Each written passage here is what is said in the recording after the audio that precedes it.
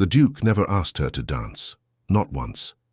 Not in the 3 seasons she had spent standing against the marble columns of his ballroom, watching other women spin in his arms, their silks glittering under the chandeliers as he guided them with a cold, practiced grace. She had memorized the way he moved, the exact angle of his chin, the precise pressure of his palm on a lady's lower back, the flicker of boredom that never quite left his eyes. She knew because she had watched him every single night, hidden behind her fan, her heart beating against her ribs like a caged thing. He was the Duke of Ashworth. She was the daughter of a bankrupted viscount, a woman with no dowry, no prospects, no family name worth remembering. He had looked at her exactly twice. The first time at her debut, his gaze had passed over her as if she were furniture. The second time, a year later in a crowded corridor, he had paused, frowned, and then walked on without a word. That pause had sustained her for 12 months. That pause had become the only proof she had that she existed in his world. But tonight was different. Tonight a foreign prince had arrived at the Duke's estate, a man with dark eyes and a reputation for noticing what others ignored. His name was Prince Stefan of Valdoria, and he had been watching her all evening. She felt his gaze from across the room, steady and curious, like he was reading a book no one else had opened. She tried not to meet his eyes. She kept her hands folded, her chin lowered, her body pressed against the wall as if it could swallow her. But when the orchestra began a waltz, and the Duke of Ashworth once again chose the most beautiful woman in the room, Lady Cordelia, with her gold hair and her father's fortune, she felt something inside her chest crack. Not break. Crack. A hairline fracture that would spread if she did not leave. She turned toward the garden doors. "Miss Hartwell." The voice was not the Duke's. It was lower, warmer, laced with an accent that sounded like music. She turned. Prince Stefan stood before her, his hand extended. "I have been waiting all evening for the right partner. You are the only woman in this room who has not looked at me as if I were a conquest." She did not know what to say. Her voice had abandoned her somewhere between her lungs and her lips. He smiled, and it was not a practiced smile. It was a real one, the kind that reached his eyes and softened his entire face. "Will you dance with me?" he asked. And for the first time in 3 years, a man who was not her father or her brother asked her to dance. She took his hand. She stepped onto the floor. And the Duke of Ashworth, spinning Lady Cordelia past them, finally, looked at her. She saw the moment it registered. His eyes narrowed. His jaw tightened. His hand on Lady Cordelia's waist went still, and she stumbled, murmured something, but he did not hear. He was staring at Margaret Hartwell, the invisible woman, the forgotten daughter, the one he had never once asked to dance, as she moved across the floor in the arms of a prince. And in that stare she saw something she had never seen in his eyes before. Confusion, and beneath it something darker, something that looked almost like hunger. The music swelled. She did not look away. She held his gaze as the prince turned her, her hand resting on Stefan's shoulder, her skirt brushing against Stefan's leg. She did not smile. She did not need to. The crack in her chest had not healed, but something else had grown in its place. A strange, sharp, quiet thing that felt like the beginning of not caring. The prince leaned closer, his breath warm against her ear. "He is watching you as if you have stolen something from him." She said nothing. "Did you?" She thought of the Duke's silence across 3 seasons, the 2 glances, the pause in the corridor that had sustained her for a year. She thought of every night she had stood against the wall, praying he would see her, praying he would choose her, praying she would matter. "No," she whispered. "I never had anything he wanted." Stefan pulled back just enough to look at her face. His expression shifted, understanding, then something like pity, then a steel-hard tenderness. "Then he is a fool," he said, "because I have known you for 5 minutes, and I already know you are the only treasure in this room." The waltz ended. She curtsied. The prince bowed. And the Duke of Ashworth was no longer dancing with Lady Cordelia. He was standing at the edge of the floor, his hands clenched at his sides, his chest rising and falling as if he had just run a race. She walked past him toward the terrace doors. She did not stop, but she heard his voice, low and rough, barely above a whisper. Miss Hartwell. She stopped. She did not turn around. Miss Hartwell, he repeated, and there was something in his tone she had never heard before. It was not cold. It was not commanding. It was uncertain. The Duke of Ashworth, the man who never wavered, the man who chose his partners with the precision of a chess player, was uncertain. That man. The prince, how do you know him? She turned her head just enough to meet his eye. I don't, she said. He asked me to dance. You never did. She stepped onto the terrace and the door closed behind her, leaving the Duke standing alone in the golden light of his own ballroom, surrounded by 100 guests who meant nothing, his hands still clenched, his breath still uneven, his world tilted on an axis he had not known could move. The night air hit her face like cold water. She leaned against the stone balustrade, her hands trembling, her heart a war drum in her chest. She had done it. She had spoken to him. Not as a servant, not as a shadow, but as a woman who had just been chosen by someone else. And she had walked away. She did not know if she was proud or terrified. Steps behind her. She did not turn. She knew the gait, measured, deliberate, the footfall of a man who had never needed to hurry for anyone. Miss Hartwell, his voice again. Closer now. She kept her eyes on the garden below, the silver moonlight pooling on the hedges, the fountain murmuring in the dark. You are not supposed to be here, she said. Your guests are inside. Let them be. She felt him stop a few feet behind her, close enough that she could smell his cologne, cedar, smoke, something sharp and masculine, close enough that she could hear him breathe. You danced with him, he said. Yes. You let him hold you. I danced with him. It was a waltz. People hold each other during waltzes. A pause. Then, his voice lower, rougher. You did not curtsy to me when you entered the ballroom tonight. She turned now, faced him. He was standing in the shadow of the doorway, half in light, half in dark, his face unreadable, but his eyes were burning. I did not think you would notice, she said. I notice everything about you, Margaret. The use of her Christian name hit her like a blow. He had never called her Margaret. He had never called her anything. She had been Miss Hartwell to him, when he acknowledged her at all. You have never spoken to me, she said, and her voice cracked on the last word. You have never looked at me for longer than a second. You have never, in 3 years, once asked me to dance. And now you are on the terrace in the dark, calling me by my name, telling me you notice everything. What am I supposed to do with that, Your Grace? How am I supposed to believe it? He stepped forward. The light caught his face and she saw it.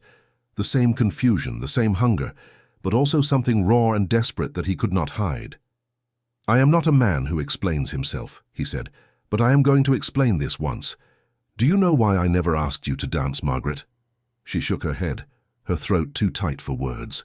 Because the first time I saw you, standing at your debut wearing a dress that was too old and too small, with your mother's pearls around your neck, I knew that if I touched you, I would not be able to stop. And I am a duke. I do not have the luxury of obsession. So I looked away. I looked away for 3 years, and tonight I watched another man put his hands on you, and I realized that looking away was not protection. It was cowardice. She could not breathe. The air had turned solid. You are lying, she whispered. I am not. You are lying to yourself. You have Lady Cordelia. You have a dozen women who would trade their souls for a single dance with you. I am no one. He took another step. He was close enough now that she could see the pulse beating in his throat. You are not no one, he said. You are the only woman I have ever been afraid to touch. And Margaret, I am not afraid of anything. The silence between them was a living thing, breathing, expanding, filling the space where words should have been. He raised his hand, slowly, as if he were approaching a wildfire.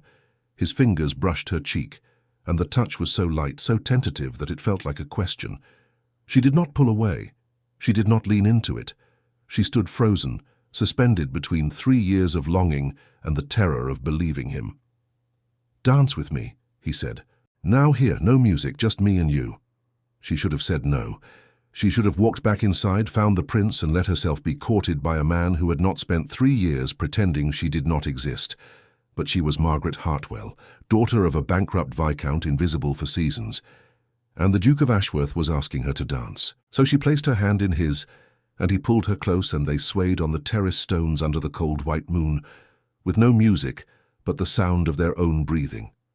He did not let go when the dance ended. His hand stayed at her waist, his forehead dropped to hers, and he said in a voice stripped of all title and armor, "I have ruined everything. I have wasted 3 years. I have made you believe you were nothing. And now there is a prince asking questions about you, and I have no right to stop you from leaving." She did not answer, because she did not know the answer. The crack in her chest had not healed, but something else was growing there, tender and terrified, a hope she had buried so deep that she had forgotten it existed. That moment, a dance in silence, a confession from a duke who had never confessed anything, is the kind of heartbreak that keeps us turning pages, or in this case, watching until the very end. If you want to see whether that buried hope grows into something reckless or ruins her again, subscribe to this channel. And tell us in the comments. When the Duke asked her to dance, did you feel that crack in your chest too, or were you still too angry to forgive him? Write, "I swayed with her," or "I would have walked away." Either way, the night is far from over. He pulled back. His eyes searched hers. "Stay," he said, "not because I command it, because I am asking. Stay with me tonight. Let me undo every silence I have ever kept." And Margaret Hartwell, who had stood against the wall for 3 years, who had learned to be invisible, who had never been chosen by anyone, looked at the Duke of Ashworth, the man who had broken her without touching her, and did not say yes. But she did not say no. And that was the moment everything began. The prince found her before the night ended. Not on the terrace. He was too perceptive for that, too aware of the territories a man should not cross uninvited. He found her an hour later in the library, where she had retreated after the Duke had been called away by a servant with urgent news from the stables. She was standing by the fireplace, her fingers tracing the spine of a book she was not reading, her mind still reeling from the touch of a man she had spent 3 years convincing herself to forget. Prince Stefan entered without announcement, closing the door behind him with a soft click that felt deliberate. He did not approach her immediately. Instead, he walked to the shelves, pulled out a volume bound in faded leather, and opened it as if he had all the time in the world. "You disappeared," he said, his tone conversational, unhurried. "I assumed you had retired for the evening, but then I noticed the Duke was also absent, and I thought, perhaps I should check the library. It is the room where women go when they need to think." She did not turn around. "You are very perceptive, Your Highness." "I am a prince in a foreign court," he said. "Perception is survival." He closed the book and set it aside. "May I ask you a question, Miss Hartwell?" She nodded, still not facing him. "The Duke followed you onto the terrace. I saw you both from the window. I saw him touch your face. I saw you sway in his arms. And now you are here, alone, with the look of a woman who has just discovered that a wound she thought was healed is still open. What happened out there?" She turned now. The firelight caught her face, illuminating the tear tracks she had not bothered to hide. "He asked me to stay," she said. "He told me he has been watching me for 3 years. He told me he never danced with me because he was afraid of what would happen if he touched me." Her voice was flat, hollow, as if she were reading a story that had happened to someone else. "And I believed him. For a moment I believed him completely." Stefan's expression did not change, but something shifted in his eyes, a deepening, a quiet recognition. "And now?" "Now I'm standing in his library, and I do not know if I'm waiting for him to find me again, or hiding so that he cannot." The prince took a step closer, his hands clasped behind his back, his posture relaxed, but his gaze sharp. "Let me tell you something about men like the Duke of Ashworth," he said. "They are trained from birth to want what they cannot have. It is the engine of their ambition, the fuel of their conquests. But when something becomes possible, when it is offered, when it is within reach, they often do not know what to do with it. They have spent so long wanting that they have never learned how to keep." He paused. "The question is not whether he wants you, Miss Hartwell. The question is whether he will know how to hold you once he has you. She felt the words land like stones in her chest, heavy and cold. She had spent 3 years wanting him. She had built her entire world around the hope that he might one day see her. And now that he had, she realized she had no idea what came next. "What are you suggesting?" she asked. "I am not suggesting anything," Stefan said, and there was a gentleness in his voice that surprised her. "I am simply offering you an alternative. My kingdom is small, but it is beautiful. My court is warm, and the people are kind. If you choose to leave this place, if you choose to leave him, you will have a place there, not as a conquest, not as a secret, as a guest, as a woman of value." He extended his hand, palm open, not demanding, just offering. "Think about it. That is all I ask." She did not take his hand, but she did not refuse it either. She looked at him, his dark eyes, his steady gaze, the quiet certainty of a man who had no reason to lie to her. And she realized that for the first time in years, someone was offering her a door without expecting her to pay for it with her heart. She did not sleep that night. She lay in her narrow bed in the guest wing, staring at the ceiling, replaying every word the Duke had spoken on the terrace, his voice, his touch, the way his forehead had pressed against hers, like a man surrendering to something he had fought for too long. And then she replayed the prince's words, their quiet truth, their gentle warning. 2 men, 2 offers. One night, that would change everything. At dawn, a maid knocked on her door with a letter. The seal was black wax, stamped with the Duke's crest, a wolf's head encircled by thorns. She broke it open with trembling fingers and read the words inside, written in a hand that was sharp and uneven, as if the writer had been in a hurry or in pain. "Margaret, I did not sleep. I have been walking the grounds since I left you, trying to find the words I should have said years ago. I have sent a messenger to the prince's chambers requesting an audience. I intend to tell him that you are not available to be courted, because you belong to me. I do not expect you to agree. I do not expect you to forgive me. But I need you to know that I am about to do something reckless and irreversible, and I am doing it because I would rather lose my honor than lose the chance to fight for you. If you want me to stop, send word before noon. If you do not send word, I will take your silence as permission to destroy what I have built. Yours, in every way that matters, Ashworth." She read the letter 3 times. The first time, her heart raced with something that felt dangerously like joy. The second time, she felt the weight of his obsession, the same obsession that had kept him silent for 3 years, now unleashed in a single, reckless declaration. The third time, she looked up and saw Prince Stefan's words echoing in her mind. "The question is not whether he wants you. The question is whether he will know how to hold you once he has you." She did not send word. Not because she had decided to let him fight for her, but because she needed to see what he would do. She needed to know if his love was real enough to cost him everything, or if it was just another form of possession dressed in poetry. She dressed slowly. She chose a gown the color of winter sky, the finest she owned, and she pinned her hair high, exposing her neck, her shoulders, the vulnerability of a woman who had decided to let herself be seen. If this was going to be a battle, she would not enter it as a victim. She would enter it as a queen who had not yet decided which kingdom to claim. The carriage arrived at noon. She heard the wheels on the gravel, the murmur of voices below. She waited. A second knock at her door. A servant's voice, trembling slightly. "Miss Hartwell, His Grace requests your presence in the great hall. The prince is there, and the Duke." She took a breath. She opened the door, and she walked downstairs like a woman walking into a storm she had chosen to meet. The doors to the great hall were 20 feet tall, carved with the history of the Ashworth line, battle scenes, coronations, a wolf that had become the family's soul. Margaret had passed through them 100 times as a shadow, a servant's daughter, a woman who lowered her eyes and held her breath. Today, she pushed them open herself. Her hand did not tremble on the iron handle. Her gaze did not drop when the light from the chandeliers hit her face. She stepped inside, and the 2 men who stood at opposite ends of the room both turned toward her at the same moment. The Duke was standing by the fireplace, his hands clasped behind his back, his coat dark blue, his cravat perfectly tied, every inch the aristocrat about to make a formal declaration. But his face told a different story.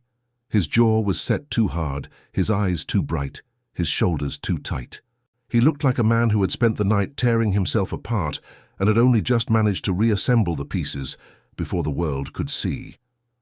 Prince Stefan stood by the long windows that overlooked the eastern gardens, his posture relaxed, his arms crossed, his expression unreadable. He was not fidgeting, not pacing, not preparing for battle. He was observing the way a chess master observes the final moves of a game that has already been decided. The Duke stepped forward. "Margaret," he said, her name a declaration, a claim, a plea all in one syllable. "Thank you for coming." She stopped in the center of the room, equidistant from both men, and waited. She would not fill the silence. She would not make this easy for him. If he wanted to fight for her, he would have to bleed for it. He cleared his throat. His gaze flickered to Stefan, then back to her. "I have asked Prince Stefan here to correct a misunderstanding," he began. "Last night after you left the terrace, I sent a message to his chambers, a message I should not have sent, a message written in anger and fear and stupidity." His voice cracked on the last word, and he stopped, steadied himself, and continued. "I told him you were not available. I told him you belonged to me. I spoke as if you were a property I had neglected to claim, and another man had made the mistake of showing interest. It was wrong. It was beneath me. It was beneath you." He took a step closer. She did not move. But her eyes widened just slightly, and he saw it, and he pressed on. "I spent the hours before dawn writing a second letter," he said. "One I have not sent. One I want you to hear aloud before I decide its fate." He reached into his coat and pulled out a folded sheet of paper, creased and crumpled as if it had been clenched in his fist. He did not read from it. He looked at her, and he spoke from memory, his voice low and raw. "Prince Stefan, I withdraw my previous message entirely. Miss Margaret Hartwell is not mine to claim. She is not a territory to be disputed, a prize to be won. She is a woman I have wronged by silence, and if she chooses to leave with you, I will not stop her. I will not write to her. I will not haunt her. I will let her go, because keeping her against her will would be a cruelty I cannot commit. I ask only one thing. Treat her as the treasure she is, because if you do not, if you make her feel small, if you make her feel invisible, if you ever look at her as if she is not the most extraordinary woman you have ever met, I will find you. Not as the Duke of Ashworth, as the man who loved her first and failed her most, and will spend the rest of his life regretting it." He folded the letter and placed it on the small table between them. The paper lay there, a living confession, a surrender signed before the battle began. Margaret stared at it. Her hands were still. Her breath was shallow. The room had gone so quiet that she could hear the logs shifting in the fireplace, the distant chirp of birds in the garden, the beating of her own heart, which sounded louder than all of it. Prince Stefan broke the silence first. He did not smile. He did not gloat. He simply walked to the table, picked up the letter, read it once, and then set it down again. When he spoke, his voice was careful, measured, devoid of triumph. "This is not the letter of a man who wants to own a woman," he said. "This is the letter of a man who is learning what it means to love." He turned to Margaret. "The choice is still yours. My offer stands. But I will tell you this. A man who can write a letter like this after a night like that is a man who is capable of change." The Duke did not speak. He did not move. He stood with his hands clenched, his chest rising and falling, his eyes fixed on her, as if she were the only solid thing in a world that had turned to water. Margaret picked up the letter.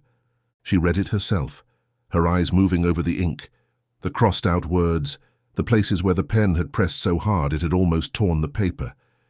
She saw the marks of a man writing in the dark, by candlelight, hands shaking. She saw the proof of his surrender, and she felt something inside her, the crack she had carried for 3 years, begin to shift. She folded the letter carefully, precisely, as if she were preserving something sacred. She tucked it into the pocket of her gown against her heart. Then she looked at the Duke and she said, in a voice that was steady and clear, "I am not going to tell you that I forgive you. I do not yet know if I can. But I am not going to leave with Prince Stefan. Not because I have decided to stay, Because I have decided to give you the chance to prove that this letter is not just poetry. Prove it with your actions, prove it with your patience. Prove it by earning the trust you destroyed over 3 years of silence. She folded that letter against her heart, choosing to give him a chance to prove his surrender was real. And in that moment, the story took a turn only those who stay will see through to the end. Subscribe if you want to watch this Duke earn back the trust he shattered, because the hardest battles aren't fought on ballroom floors, but in the quiet spaces between two people learning to believe again. And tell us in the comments, do you think a man who writes a letter like that can truly change, or is Margaret risking her heart on words that will never become actions? The Duke's face crumpled, not into tears, he was too proud for that, but into something softer, more vulnerable, more human. He nodded once, a sharp movement of his chin. "I will," he said. "I will spend every day proving it. I will spend the rest of my life if that is what it takes." She turned to Prince Stefan, and she took his hand in both of hers. "Thank you," she said, "for seeing me, for offering me a door, for being a man I will remember with nothing but warmth." He squeezed her fingers once, then let go. "If he fails you," Stefan said, "my offer does not expire." He bowed, first to her, then to the Duke, a bow of respect, not submission. And then he walked out of the great hall, leaving the two of them alone in the silence that followed. The Duke did not rush toward her. He did not reach for her. He stood exactly where he was, as if he was terrified that moving too quickly would shatter the fragile thing that had just been born between them. "What now?" he asked.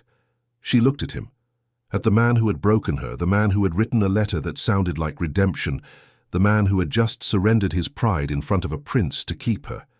And she realized that she did not know the answer, but she did not run from the question.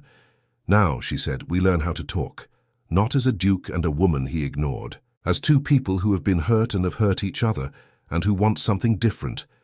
He took one step toward her, then another. He did not touch her, but he stood close enough that she could feel the heat of his body, the weight of his presence, the enormity of the change he was trying to make. "Will you walk with me?" he asked. "The gardens are in bloom, the roses are out. I would like to show you the one place in this estate where I have never felt the need to pretend." She nodded.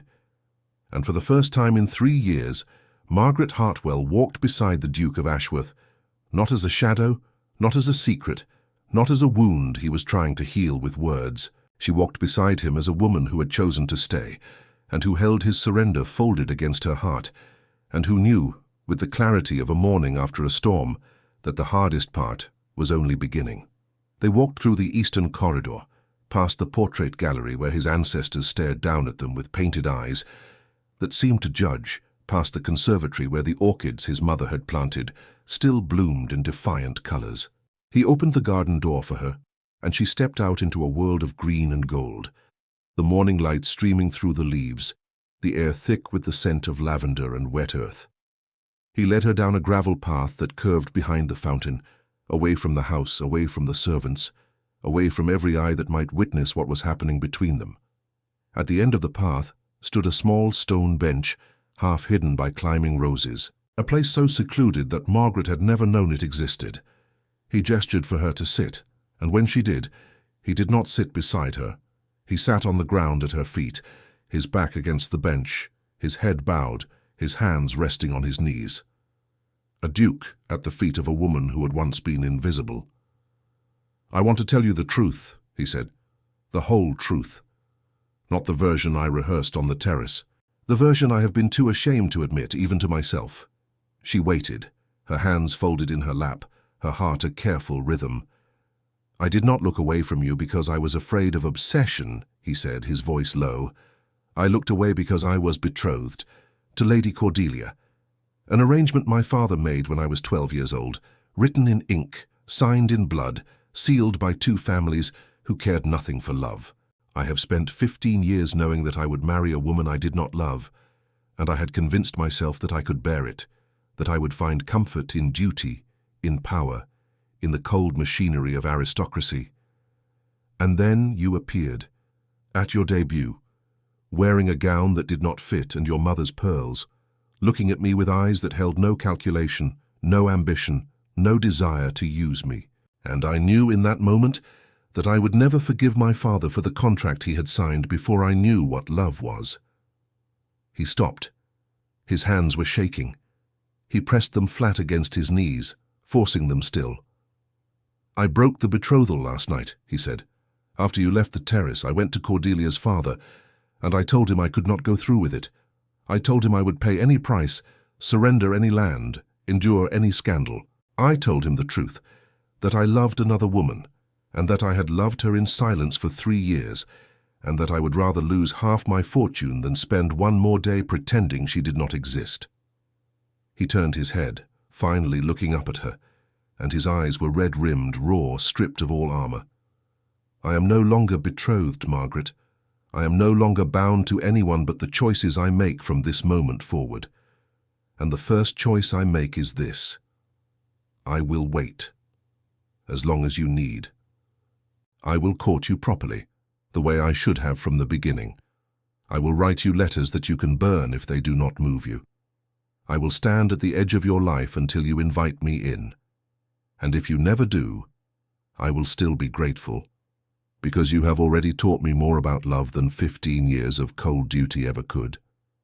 She looked down at him, at the Duke of Ashworth kneeling in the dirt at her feet, his hair falling across his forehead, his hands open, his heart laid bare, and the crack in her chest, the one she had carried for 3 years, the one she thought would never heal, finally, fully, completely, began to close. She reached down and took his hand. She did not pull him up. She held him there, on the ground where he had chosen to place himself. She held his hand in both of hers, and she said, in a voice that was half laugh, half sob, "You are a ridiculous man. You know that." He looked up at her, and for the first time in their entire history he smiled, a real smile, unguarded, unpracticed, human. "I know," he said, "but I am yours, if you will have me." She did not answer with words. She leaned down and pressed her lips to his forehead, the way a queen might bless a knight who had survived an impossible war. And when she pulled back, she was smiling too. "Show me the roses," she said, "and then show me the rest of your life. Because I have been invisible for too long, and I intend to be seen." He rose to his feet, slow and steady, and offered her his hand. She took it. And they walked together into the garden, where the morning was bright and the path was uncertain, and the future was a blank page waiting to be written in ink that would not fade. The days that followed were unlike anything Margaret had ever known. She had spent her entire life preparing for disappointment, trained by a bankrupt father, who taught her that hope was a luxury for the rich, reinforced by a mother who whispered that beauty without dowry was merely a sharper form of suffering. But the Duke of Ashworth did not behave like a man who expected her to disappoint him. He behaved like a man who was terrified of disappointing her. On the first morning after the garden, a bouquet arrived at her chamber before she had even dressed. Not roses. Those would have been too obvious, too conventional. Instead, a cluster of wild lavender tied with a simple ribbon, accompanied by a note that read, "This grows where I first saw you smile." I walked to the edge of the estate to find it. A. She held the lavender to her face and inhaled, and the scent was so clean, so honest, that she felt something loosen in her chest that she had not known was clenched. She placed the stems in water on her windowsill, where the morning light caught their purple heads, and she did not analyze the gesture to death. She simply let it exist. On the second day, he did not call for her. She felt the absence like a physical thing, a hollow in the hours, a silence that seemed louder than any conversation. She wandered the halls, pretending to read, pretending to embroider, pretending she was not waiting. And then, just before dusk, a servant delivered a second note. "I am not staying away to punish you.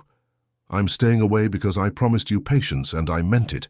But if you walk in the garden at sunset, you will find me there, hoping. A." She went. She told herself she was going because the evening air would clear her head. She told herself she was going because she had nothing better to do. But when she rounded the hedge and saw him standing by the fountain, his hands in his pockets, his hair slightly disheveled, as if he had been running his fingers through it, she knew she had gone because the hope she had tried to bury was stronger than her fear. He did not rush to her. He waited, and when she reached him, he simply said, "Thank you for coming. Not I knew you would. Not I have been waiting all day." Just gratitude, plain and unvarnished. They walked for an hour, speaking of small things. The weather, the migrating birds, a book he had read as a boy that had shaped his understanding of honor. He did not mention love. He did not mention the betrothal he had broken. He did not ask for reassurance or promises. He simply walked beside her, his pace matching hers, his presence steady, his attention absolute. And Margaret realized with a start that no man had ever listened to her the way he did. Not her father, who spoke over her. Not her brother, who dismissed her. Not the suitors, who had glanced at her and looked away. The Duke of Ashworth listened as if every word she spoke was a rare manuscript he was afraid to misplace. On the 5th day, she found him in the library, surrounded by papers. He looked up when she entered, and his expression flickered. Surprise, then warmth, then a vulnerability he quickly tried to mask. "I was not expecting you," he said. "Clearly," she replied, gesturing at the chaos of documents spread across the table. "What is all this?" He hesitated. Then he said, "These are the terms of the broken betrothal. I am settling it. Cordelia's father demanded a portion of the eastern lands as compensation. I am giving him twice what he asked." She stared at him. "Why?" "Because I want there to be no debt between us," he said. "I want no shadow of that contract hanging over what we are building. Cordelia deserves a fresh start, and she will not have it if her father spends the next decade nursing resentment over what he lost. I am paying for my freedom, Margaret. Every acre, every coin, it is worth it. You are worth it." She felt the words land like stones in deep water, sending ripples through every careful wall she had built. She walked around the table and stood beside him, looking down at the maps, the seals, the cold language of property and compensation. And then she did something she had not planned. She placed her hand on his, where it rested on the edge of the table. He went still. "You do not have to buy your way to me," she said quietly. "I am not a treasure you need to earn with land and gold. I am a woman who is choosing to stay. Do you understand the difference?" He looked at her hand on his, then at her face, and his eyes were bright with something that was not tears, but was close. "I am learning," he said. She squeezed his fingers once, then let go. But she did not move away. She stayed beside him, and together they looked at the papers that represented the death of one future and the fragile birth of another. The scandal broke 2 weeks later. It was inevitable. A broken betrothal of a duke could not remain a secret in a world that fed on aristocratic misfortune. The gossip spread through ballrooms and breakfast parlors, through letters exchanged between ladies who had nothing better to do than dissect the misery of others. Lady Cordelia had been jilted. The Duke of Ashworth had thrown away an alliance that had been 15 years in the making. And the cause, the whispered, scandalous cause, was a woman of no fortune and no name, a woman who had been invisible until a prince had danced with her, and suddenly the Duke had noticed. Margaret felt the weight of the gossip before she heard it directly. Servants who had once been polite now looked at her with a mixture of curiosity and suspicion. Noblewomen who had never acknowledged her existence now stared openly when she passed, their fans fluttering with barely concealed glee. She heard her name murmured in corridors, always followed by the same words. The one who stole him from Cordelia, as if she had been a thief, as if she had taken something that belonged to another woman, rather than simply being chosen by a man who had finally broken his chains. She did not flee, she did not hide. She walked through the manor with her chin raised, her back straight, her gaze steady. She had spent 3 years being invisible. She would not spend the rest of her life being ashamed of being seen. The Duke found her in the conservatory on the 3rd day of the scandal, surrounded by orchids, her hands buried in the soil of a pot she was repotting with unnecessary violence. He stood in the doorway watching her, and when she did not acknowledge him, he said, "I heard what Lady Marbury said to you in the corridor. I have asked her to leave the estate." Margaret's hands stilled. She did not turn around. "How you do not need to defend me." "I do," he said, "because I am the reason they are speaking of you. I am the reason your name is being dragged through every drawing room in the county, and I will not stand by while you absorb the consequences of my choices alone." She turned now, her hands covered in dark soil, her hair escaping its pins, her eyes fierce. "I am not absorbing anything. I am here. I am staying. I am choosing you, even when the world tells me I am a fool.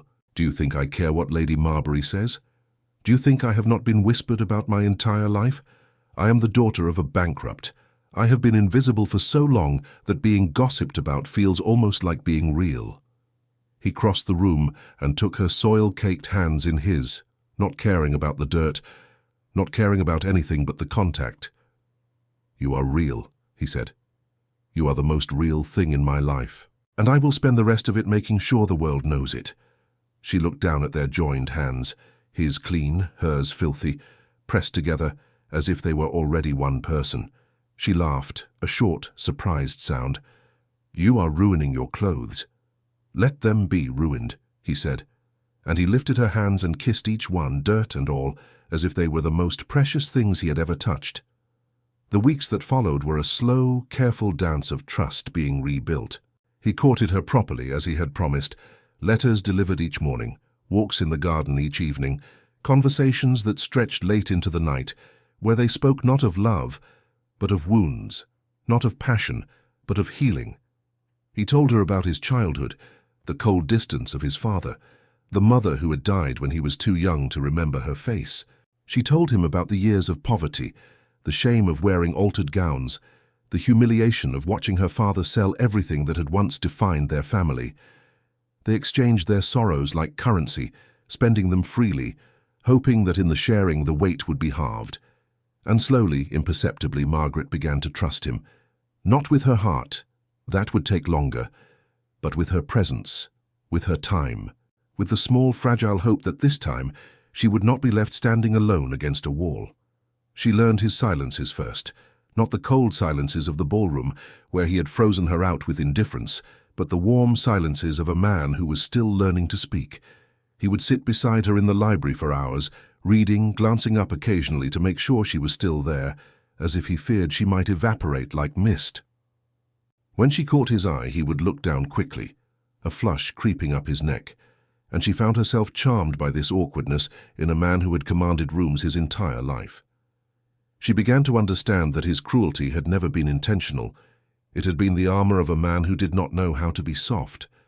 One evening a letter arrived for her, not from the Duke. His letters came every morning without fail, placed on her breakfast tray by a maid who no longer looked at her with suspicion. This letter bore a foreign seal, a crest she did not recognize, and the handwriting was elegant but unfamiliar. She opened it with the careful dread of a woman who had learned that unexpected news was rarely good. It was from Prince Stefan. "Dear Margaret, I write not to disrupt what you are building, but to honor the promise I made before I left. My offer still stands, as I said it would. But more than that, I write to tell you that I have heard the rumors reaching my court, the scandal, the broken betrothal, the whispers that have followed you. I know what it costs a woman to be spoken of in such terms, and I want you to know that if the weight becomes too heavy, my door remains open. Not because I expect you to choose me, but because you deserve to know that there is always somewhere you can go where you will be welcomed, not as a scandal, but as a guest. That said, there is something else I must tell you. The Duke of Ashworth has written to me, not to threaten, not to demand. He wrote to thank me, for offering you a choice, for not forcing him to fight. He told me that the letter he read aloud in the Great Hall was not a performance, but a promise he intends to keep. I do not know if he will succeed in earning your heart, but I know with certainty that he will try until his last breath. And that, Margaret, is the mark of a man worth waiting for. With deepest respect, Stefan of Valdoria.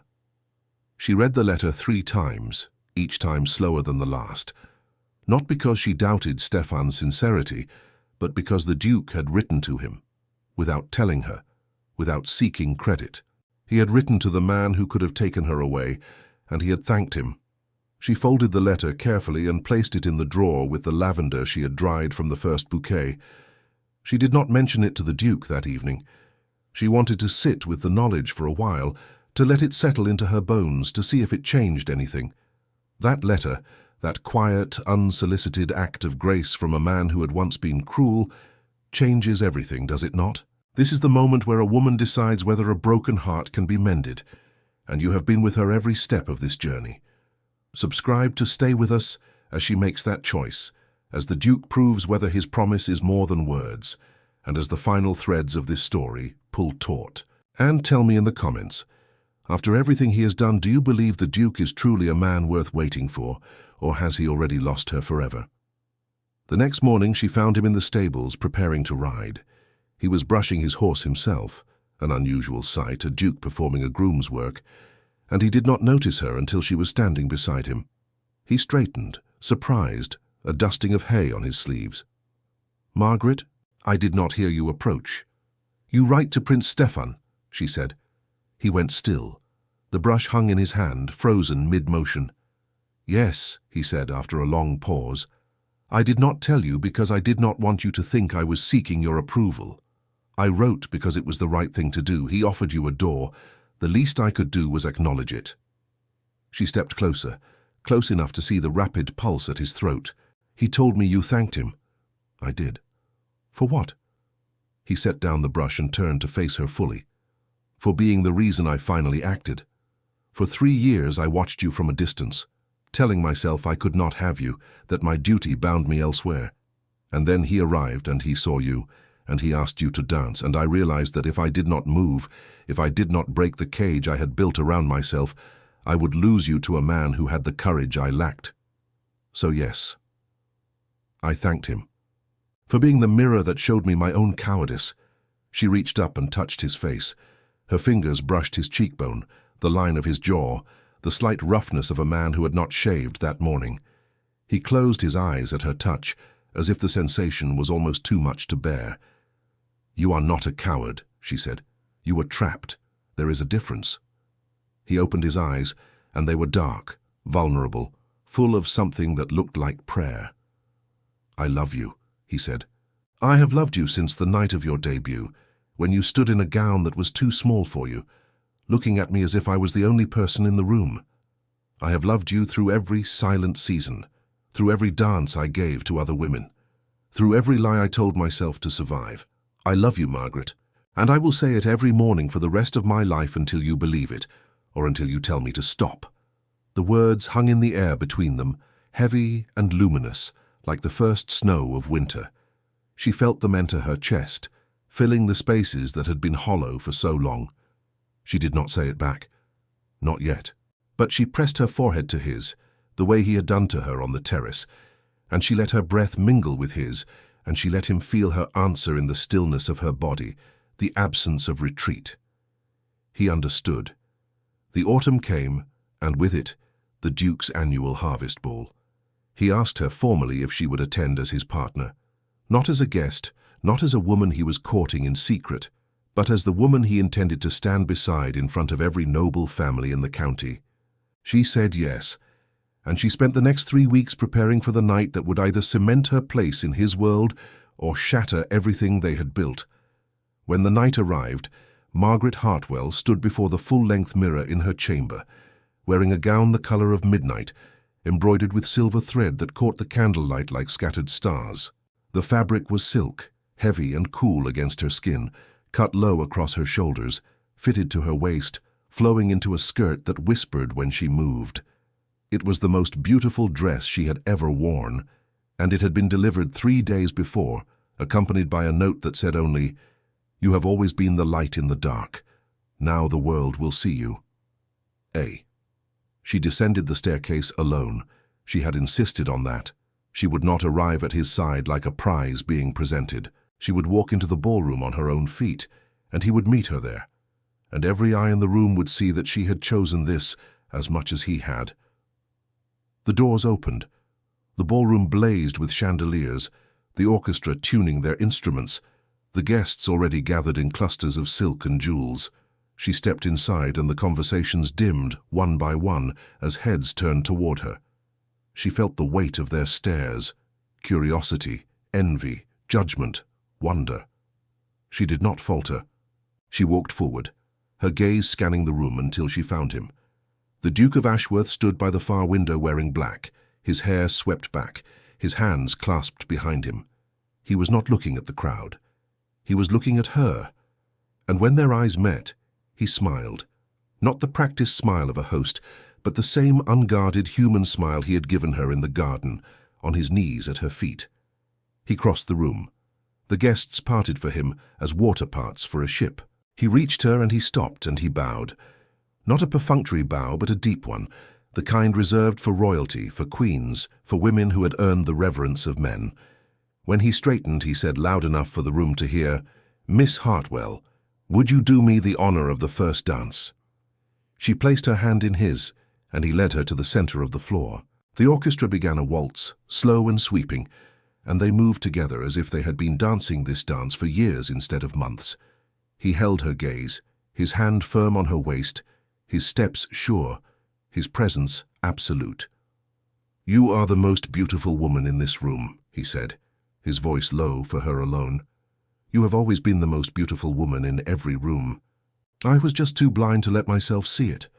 She looked at him, at this man who had broken her, who had healed her, who had written letters in the dark and knelt in the dirt and thanked the man who could have taken her away, and she felt the last piece of her resistance crumble, not like a wall falling, but like ice melting, slowly, irreversibly into water. "I love you," she said. He missed a step. Just one.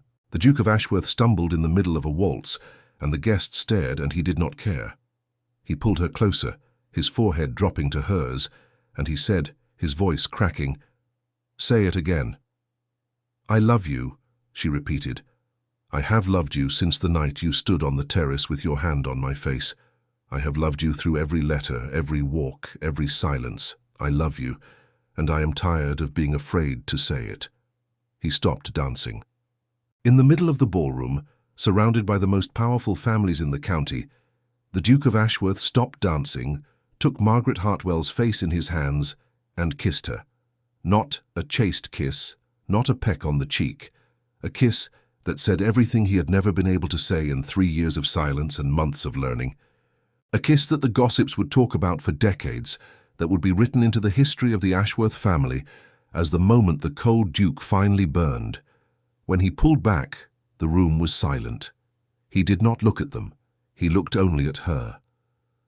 "Marry me," he said. "Not because I need to fix what I broke, because I want to spend every day of the rest of my life earning the words you just said."